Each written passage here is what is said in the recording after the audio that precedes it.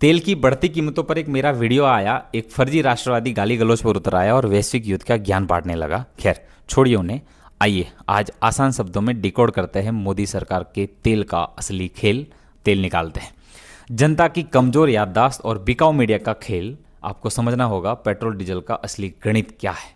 पिछले 5 दिनों से पेट्रोल और डीजल के ऊपर 6 रुपये प्रति लीटर भाव बढ़ा दिए गए, लेकिन किसी को दहशत नहीं हुई, न हाहाकार मचा। जनता चुप है क्योंकि सरकार और देश की मीडिया ने मिलकर पिछले कई हफ्तों से एक ऐसा माहौल तैयार कर दिया था कि युद्ध चल रहा है, दाम तो बढ़ेंगे ही, आप कुछ नहीं कर सकते।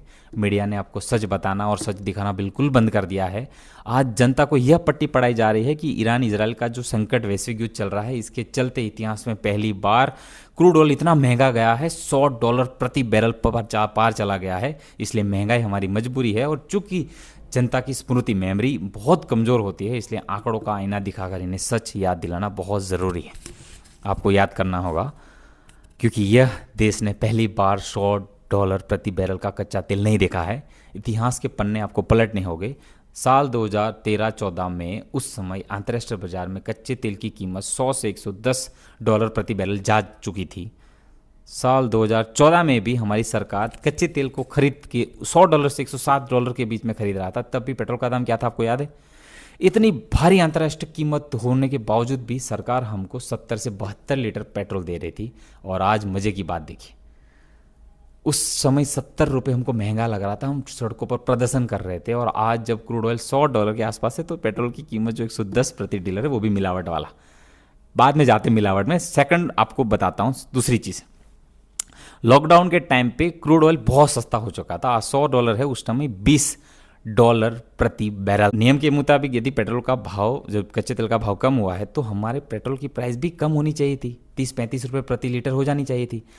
आम जनता जो महामारी और लॉकडाउन के आर्थिक संकट से टूट रही थी, उससे बड़ी राहत मिल सकती थी। लेकिन हमारी सरकार ने क्या किया?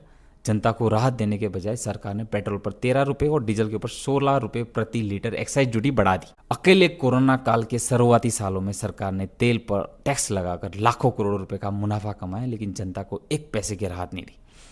अब आते हैं इथेनॉल वाले खेल में। सच आपको समझना होगा, मीडिया आपको कभी नहीं बताएगी तेल की क्वालिटी। मई 2014 तक हम अब जो पेट्रोल खरीद रहे थे उसमें 100% शुद्ध था, उसी का आप पैसे देते थे, ना कोई मिलावट थी, ना ही उसमें कोई दिक्कत। आज शुद्ध ईंधन का पूरा पैसे दे रहे हो, लेकिन उसमें 20% इथेनॉल मिला रहे हो। और हमको तर्क दिया जा रहा था कि इथेनॉल सस्ता है। क्यों? क्योंकि पेट्रोल ज़्यादा महंगा है और पेट्रोल की भाव, मतलब पेट्रोल का रेट कम रखने के लिए इथेनॉल मिलाया जाता है, जिससे पेट्रोल और डीजल का भाव, पेट्रोल का भाव कम होगा। लेकिन सच में पेट्रोल और डीजल का काम, मतलब प्राइस कम हो रहा है? एक्चुअल में पेट्रोल के दाम कम होने चाहिए थे, लेकिन सरकार आपको 20% इथेनॉल मिले हुए तेल का दाम भी 100% प्रीमियम पेट्रोल वाला वसूल रही है। निष्कर्ष हमें निकालना होगा, हम देश प्रेमी है या सिर्फ मूक दर्शक। राजनीतिक दल सत्ता में आते जाते रहेंगे, लेकिन एक सजग नागरिक का काम है व्यवस्था की इस चालाकी को समझना। जब $106 प्रति बैरल होने के बावजूद भी हमको 70 रुपये का पेट्रोल महंगा लग रहा था, आज $100 होने के बावजूद 110 लीटर प्रति पेट्रोल का भाव हमको मजबूरी क्यों लग रहा है? हमें सवाल पूछना क्यों नहीं आ रहा है? मीडिया ने हमारी सोच इतनी हाईजैक कर ली है। जब देश का आम नागरिक अपनी कमजोर याददाश्त को ठीक करके सरकार से डेटा और आंकड़ों पर सवाल नहीं पूछेगा, तब तक यह तर्क आर्थिक लूट जारी रहेगा।